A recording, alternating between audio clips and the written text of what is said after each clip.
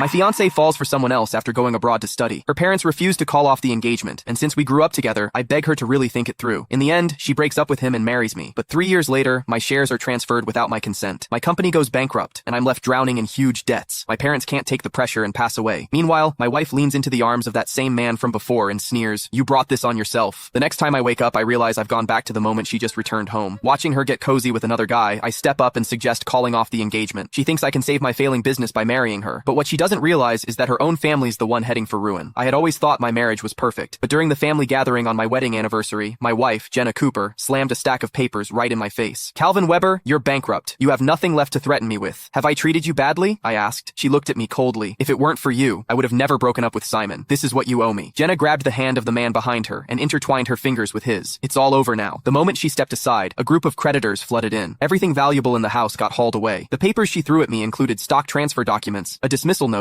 and the bankruptcy declaration. Jenna hadn't just taken over my company. She had also borrowed $50 million in my name. I asked her why. She said, "Only when you completely fall apart can I go after my own happiness." So, these 3 years of marriage had just been an act. She had been swallowing her pride and bearing it all just for today. She wanted to see me stripped of everything, utterly ruined. "This is my fault alone. Spare my family," I said. There was a smile on Jenna's face, but her gaze was ice cold. "Beg me on your knees then." I dropped to my knees at her feet. "Please, spare my parents." She lowered her head and leaned close to my ear, in that intimate way she used to do, before whispering, "Sure, as long as you die." I looked up into her eyes. All I saw was resolve and cruelty. I climbed up to the rooftop. Standing at the edge, I looked down. Jenna watched from a shadowed corner of the wall, savoring every moment. She really wanted me dead. I jumped. Behind me, I heard my parents shout, "No!" The last thing I heard was their cries mixed with Jenna's voice. "Now, it's your parents' turn." She had never intended to spare my family. I never thought I'd wake up again. As I looked at the room full of guests before me, the last life felt like a nightmare, but I knew it was real. Standing outside the hotel, all I wanted was to cancel this ridiculous party, which was meant to welcome Jenna home from her studies. Mom looked at me with worry. "What's wrong?" "Mom, I want to cancel the party today. I was once the laughingstock of everyone in my last life. Now that I had a second chance, I wanted to save my family's reputation." "Don't say nonsense. Jenna's finally back. How can we not celebrate?" I sighed silently. "You're right, Mom. I was just joking." Mom rolled her eyes. Still so childish. Just then, Jenna's parents arrived, but Jenna was nowhere to be seen. Jenna's mother, Erin Sharp, asked with concern, "Calvin, why do you look so pale?" Before I could answer, Mom spoke for me. "He hasn't seen Jenna in a while. He's just nervous." Erin laughed, and they all gave me teasing looks. To them, I was just a lovesick fool, anxious about seeing my fiancé after so long. But I was only thinking about how to gracefully step aside and let her be with the one she truly loved. After a while, all our family and friends were seated. But no matter how long we waited, Jenna still didn't show. The guests started whispering among themselves, wondering where the star of the night was. Jenna's parents exchanged awkward glances, and Mom's face showed a hint of worry. I gently placed my hand over Mom's. This time, I vowed I wouldn't let her or Dad suffer any pain because of me. After another half hour, the hotel doors finally opened. Everyone's eyes turned to the entrance. My parents even stood up. Click the link in my bio to get the full story for free.